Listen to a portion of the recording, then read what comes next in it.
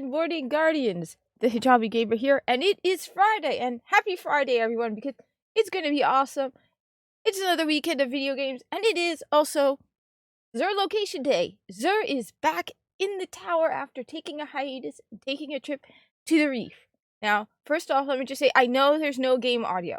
I did some adjusting to my monitor setup, and I need to make some more adjustments, because otherwise you'd be hearing, it would mess things up. So, next week you will have audio, game audio. You should just be hearing me. Next week I will fix things up. As I said, I'm modifying my monitor situation. Anyway, as usual, first the usual disclaimers.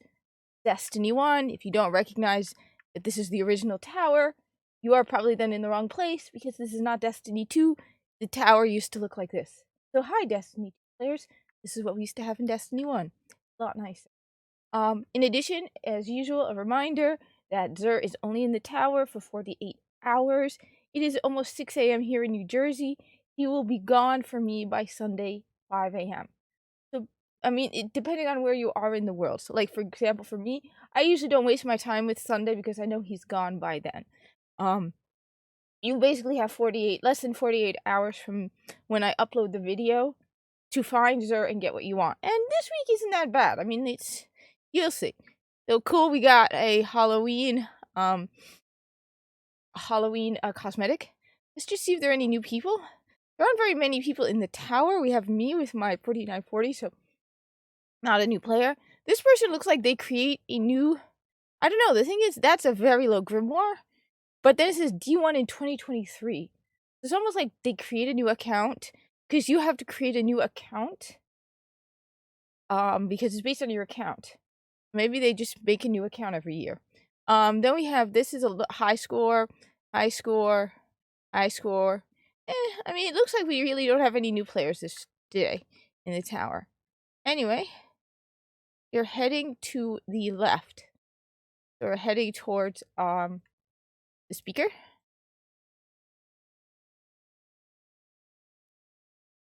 And yeah, my apologies for those disclaimers. It's just, I still every now and then will get someone asking me on, like, Sunday night, where is Xur?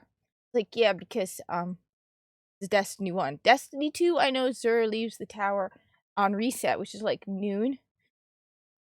So, yeah. Anyway, he's over here, and the view is gorgeous. The city must be massive. So I wonder what that wall over there looks weirdly shaped. I wonder what's over there in that. I don't think that's the Cosmodrome. But this must be a massive, massive city. Anyway, Xur is over here, and he's got some good stuff. He has Trespasser, which I've always said is Xur's junk. His discount garbage. Look, let me know in the comments what you think of Trespasser, but I don't know. It wasn't exactly top tier for me. Trespasser, I rarely used it because I felt like it burned through ammo.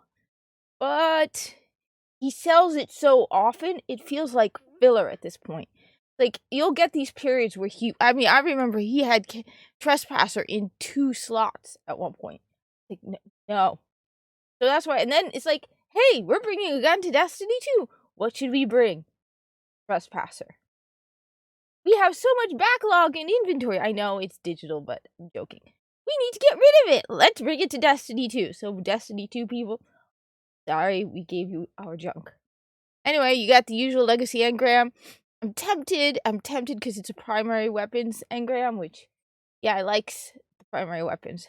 But they're expensive. Just expensive. You have a lot of strange coins, but I'm trying to go for 1,000 heavy ammo synths. You've seen my solo challenge of the Elders runs. You know I need those heavy ammo synths. I'll use a whole bunch of them in one go.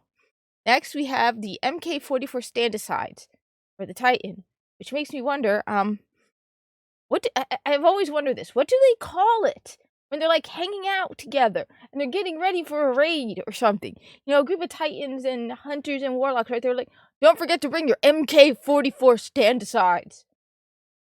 What? That's why it's like, what is the nickname they give it? Is it the stand-asides? The standees? You know, increase the duration of shoulder charge and tighter turn radius while sprinting. Reminds me of the Frosties. You know, bring the MKs. That would be good. the MKs. Bring your MKs. Or bring the 44s. But it's like, yeah, I mean, at least you know what? They don't look ridiculous. Some of this stuff, honestly, looks... It's like, who would walk around in combat dressed like that? You know my rule about helmets. If your helmet is bulkier than a Corpus helmet, you would definitely have a problem. I mean, the Corpus helmets, I'm pretty sure... I mean, they're primarily not exactly... They're not Guardians, per se. Corpus, most of the time, the Corpus are working in factories. So, but it's like, if your helmet is bulkier than the Corpus helmet, you're doing it wrong. This looks like you can move around in it. Then you got the Don't Touch Me's for the Hunter, which are great. Pick them up. The Don't Touch Me's are great. Like, I use them primarily to get through the beginning of Crota's End solo, which I haven't done in years. So if anybody's like, hey, Cat, I heard you could do that. Yeah, years ago. I am completely out of practice. I had a whole system on how, like, you do things until, like, you practice things and you run things until you have a whole order of, this is when I pop my super, this is when I use this is when, and you get it thoroughly, so, because the enemies all, you know, predictable, not always, but, like, you have a rough idea of who's spawning in where. The order, I mean, I don't even remember the order. I used to get so lost. It took me a while to figure out the exact order of the little towers in Crota's End. So this was great for that, because as you see, taking damage from a melee attack makes you briefly invisible. And you are running from Thrall. Thrall's attack is primarily they scratch at you, you go invisible, and then Thrall aren't exactly the sharpest tool in the shed. You know, their IQ is probably in the single digits. You go invisible, they forget you were there. So then they leave you alone. So this is great because then they'll stop attacking. I've done it as a Blade Dancer, and I've done it as a Night Stalker. You go invisible. Primarily, your main goal is to get the hell out of dodge and get as fast there as possible, and pull your fire team ahead. And then the hard part is dealing with, because you have to do it by yourself, unless they make it to where you're at, which usually I'm running ahead. I got to deal with the ogre and the wizards and stuff, so it's been a while. But this is great for that. So yeah, the Don't Touch Me's, pick them up, especially just pick them up. Next for the warlocks, you have the Heart of the Praxic Fire, which looks really cool. When Radiance is active, increased agility and decreased ability cooldowns. That looks pretty cool. I think, you know what, I'm gonna make sure I have that. It's come up before in the past. It looks pretty cool. It's also how you know that the Savathun strike in Destiny 2, the woman who you find out gets killed, is a warlock. She mentions the Praxic Fire. Miss that strike. I actually like that strike. I think I soloed it. Yeah, I miss that strike. You know, I miss Titan. Titan was one of my favorite spots in Destiny 2. I like post-apocalyptic settings. I loved that area of Destiny 2, and I really want them to bring back Titan. Titan was my favorite because the water. I love the ocean, so I love the water. Anyway, I wish we could have explored so much of that area. Anyway, the Heart of the Praxic Fire seems like a good pickup. I'm pretty sure I have it, but I'm going to make sure because I like that. When Radiance is active, increased agility and decreased ability cooldowns. Then you have something that I'm always saying, pick it up. If you don't have it, you should get it. It's Red Death. Red Death is great because it has this ability called Red Death. Each kill heals you and speeds up reloads. This is great when you have exposure in effect. Exposure is, the modifier where your health bar is you have stronger shields. You have stronger shields, but your health does not regenerate. This will regenerate your health for you. So every kill you get will regenerate health. So that's why this is great for exposure. In general, this is also great. Like I used it a couple weeks back during a solo challenge of the Elders run because I was having I was having a little difficulty with it, and it was like, okay, just use Red Death and it'll heal you faster. I can't remember. I think it was Val Araun who was just giving me a pain in the butt. So I used Red Death. So I always recommend, if you don't have Red Death, pick it up. It's a good gun to have. I usually carry it with me all the time. Yeah, I mean, there it is, Red Death. I always have Red Death with me. It's a really good weapon to have. Next, you have the Monte Carlo and Royal Flush. I've been using a lot of Monte Carlo lately because I forgotten all about it. So I have Super Spy. Royal Flush is this, which basically should be renamed Orokin Design, because this is so totally Orokin. Like, wow, this just... If you play Warframe, you know that the Orokin are just ridiculously into gold. Like, on a level that's just insane. We're like, they will put gold on gold on gold at a level that's like, just stop. Please stop, Orokin. It's just very, very, very gold focused. So I feel like this one should not be called the Royal Flush. It should be called the Orokin Flush or something. Because, yeah, I see this one. There's also one for another one of the weapons that's just completely gold. It's like, I see this, and the immediate first thought I have is, yeah, this is Orokin.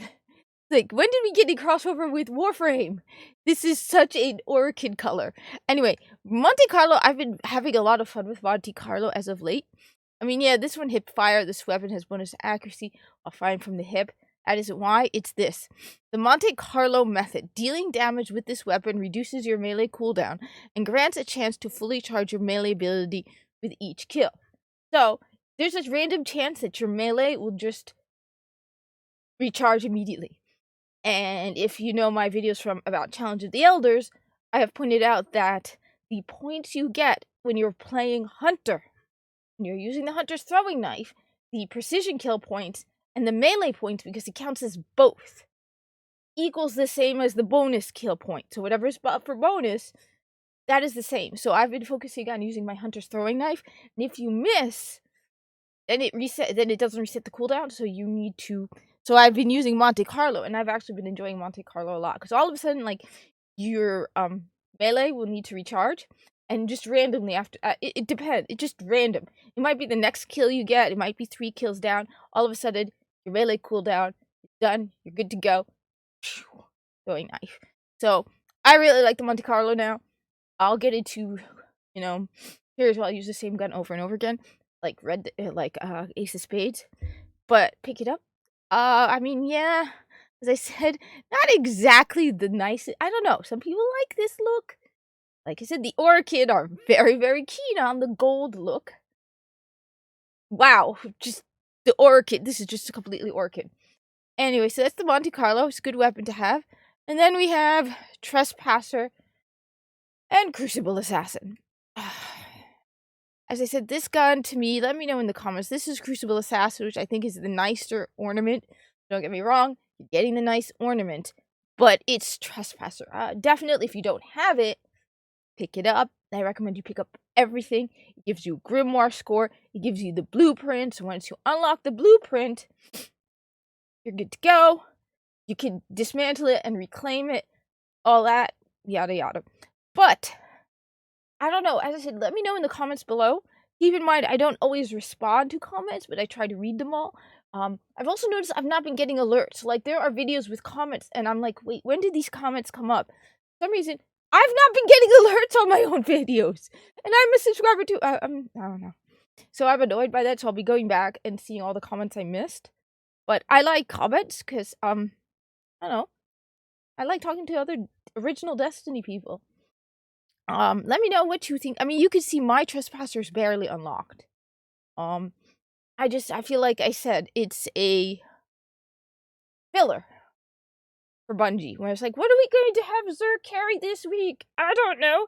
Trespasser! Sure, why not? Oh, what are we going to have Zerg carry this week? I don't know. Trespasser! Wasn't he carrying Trespasser last week? Yeah, it doesn't matter, just throw in Trespasser. Oh, it's Destiny 2! We need to take an exotic from original Destiny and bring it to Destiny 2. What will we bring? Instead of, oh, my baby Zalo Supercell. I miss you, Zalo. I miss you so much, Zalo. Instead of Zalo Supercell, Trespasser. You know, for the season pass and all, you bring... No words. So, anyway... this weapon fires bursts of bullets with deadly accuracy. Kills with this weapon grant enhanced motion tracker and resolution for a short time. And unrepentant reloading after a kill causes the next burst to be a longer.